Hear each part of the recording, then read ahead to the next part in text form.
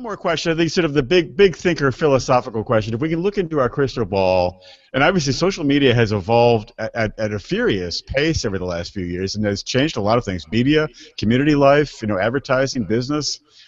Where is this going? Where is social media going in terms of how it influences us as individuals, as citizens? What is this going to look like, say, 3-5 years from now? Mr. Elgin, what's your take on that? Well, a couple of things. One aspect is where is it going, and the other aspect is where are we going to be? And where it's going is, in general, social media is like any physical thing in the universe. It goes toward entropy. So the social media, there are more social media sites, opportunities, communities, and so on, and there will continue to be more and more and more. So that's a challenge. But that it also comes with it, by the way, an attitude about social media that everyone should embrace. The instinct, I think, for business is, let's go invest all this resources and then show me the results. You won't see the results. It will always feel like you're not getting results. It won't feel like it's worth the results that you're getting. And the reason for that is, oftentimes it feels like hardly anybody's paying attention. You go to these, Yvette mentioned Periscope and Meerkat and those kinds of things. They have small audiences. If you have 200 people watching your video, that's actually really good. That's a relatively large number of people. For a big company, that seems like nothing. You always have to take this social media attitude of, I'm not going to try to go for the big home runs, the big, I'm going to be satisfied really connecting with the people who are there, because the reason is you don't know what is going to happen with your engagement. For example, you may be just doing your social media thing, interacting with people, and you may say something that is going to be discovered by some other person when they do a search on Google or something. Mm-hmm. They're going to go to your thing, they're going to say, wow, and they're going to start digging into your thing, and that person may end up being your business partner, or maybe end up it may be some huge superstar on social media that, Beyonce may share a link to your stuff, or you never know what's going to happen.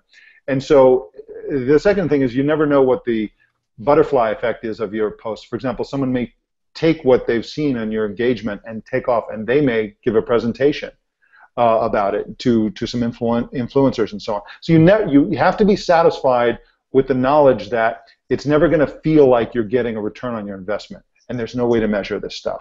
Really, all those things that, in Walmart, I mean, on Facebook we see, offers by, chicken companies or Walmart or whatever, and if you like it, you get a certain deal, and they count the number of likes and the coupons sent out. I mean, that very, one-to-one retail thing, that's not, quote-unquote, producing results?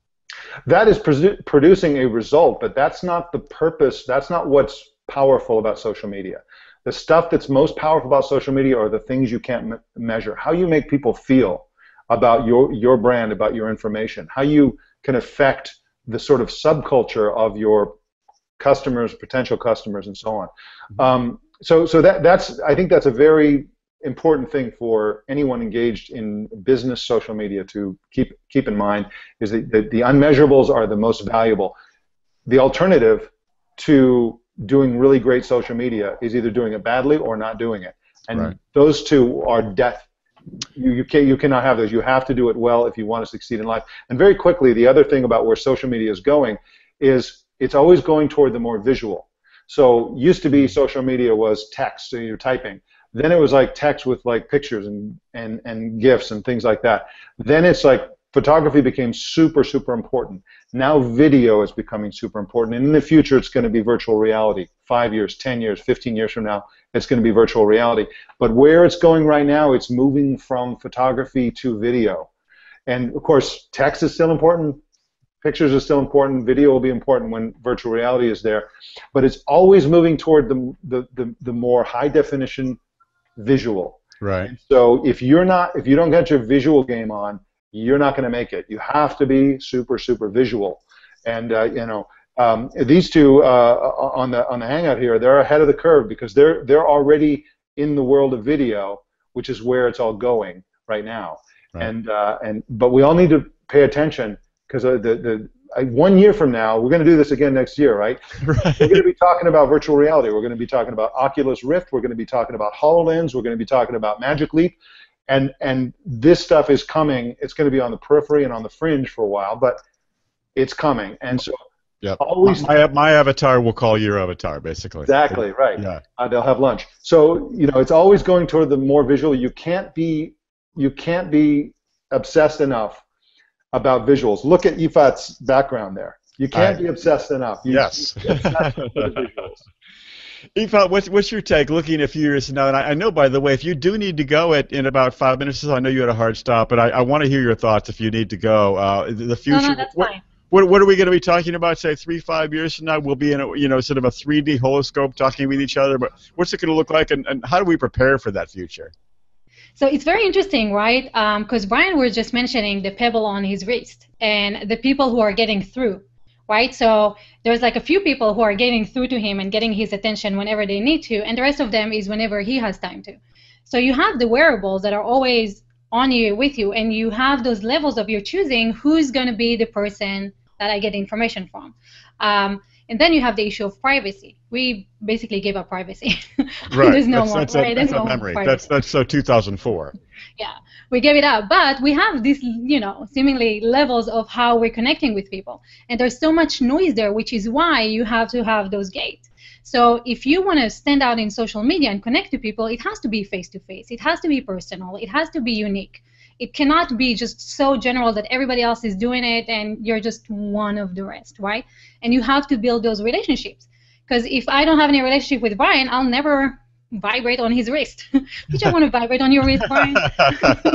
That's so true.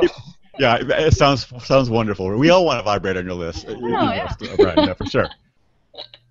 But how does that change? That is true today. But what about 5 years from now? If we're well, if you're not, so think about your content. Think about how you're reaching people, right? If it's not available on mobile, right now we already have the mobile get-on thing, right? If your content is not in places where people are accessing it, whether it's HoloLens, which I'm fascinated to see. Mm-hmm.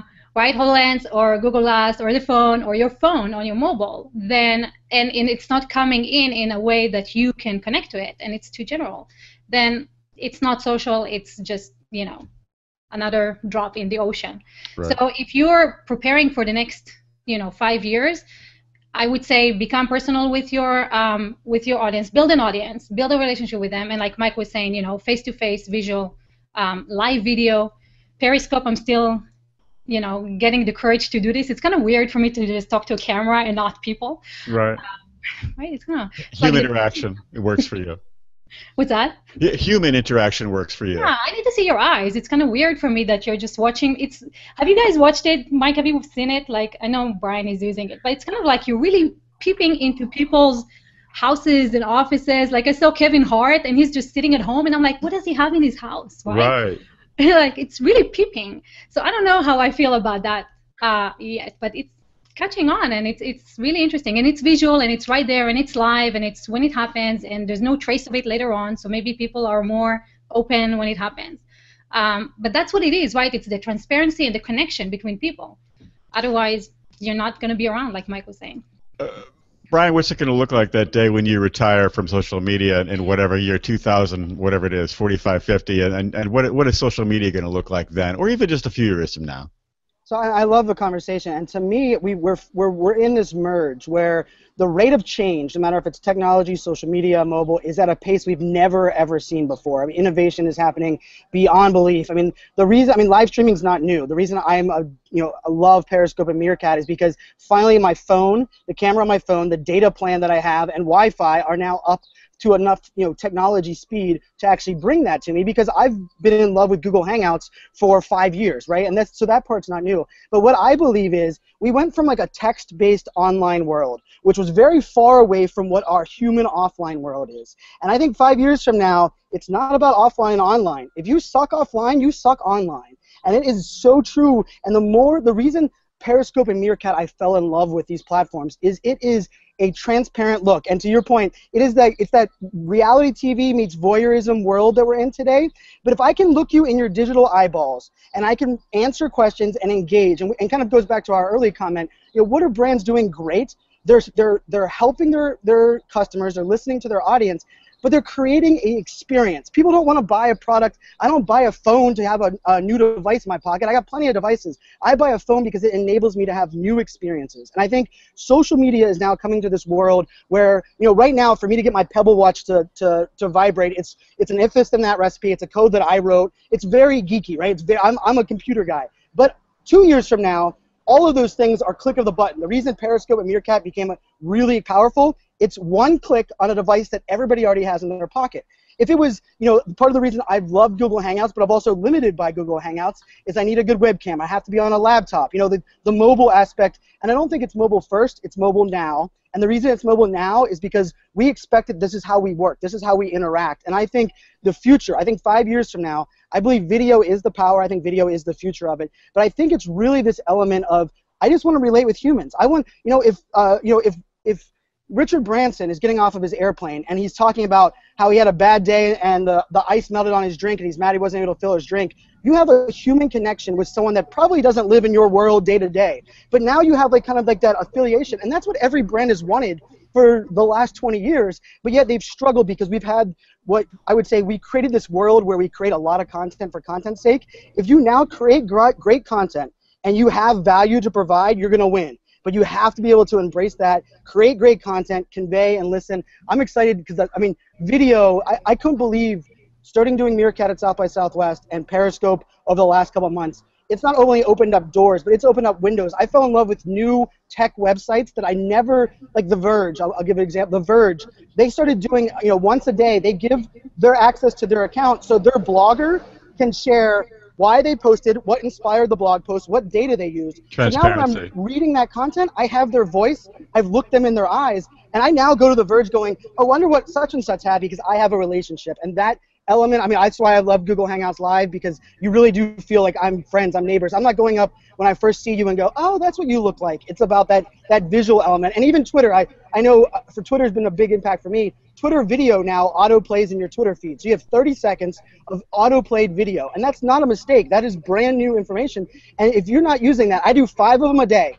5 Twitter videos a day. It pops up on my phone as a notification to remind me. And I reach out to people, businesses, anybody that's engaging me, and I thank them. Because you know what? I want to stand out from the noise, let them look me in the digital eyeballs, and I want them to know I care. And if you can do that, video is the game. And I can't wait. 5 years from now, I'm also one of those guys. Virtual reality, I was playing with some of those toys a couple weeks ago at an event, and I can't wait to be able to really, truly engage and relate in this transparent, authentic way. Thank you. I think we had a very 2015 moment. We were very current. The problem is once I hit stop, which I'll do in 1 second, we will move towards obsolescence, by the microsecond. But we will refresh quickly. Thank you very much for your expertise, the 3 of you, and I'll send you the link. We can all tweet about it. Thanks a lot. All right. Thanks James. Bye-bye. Bye, guys.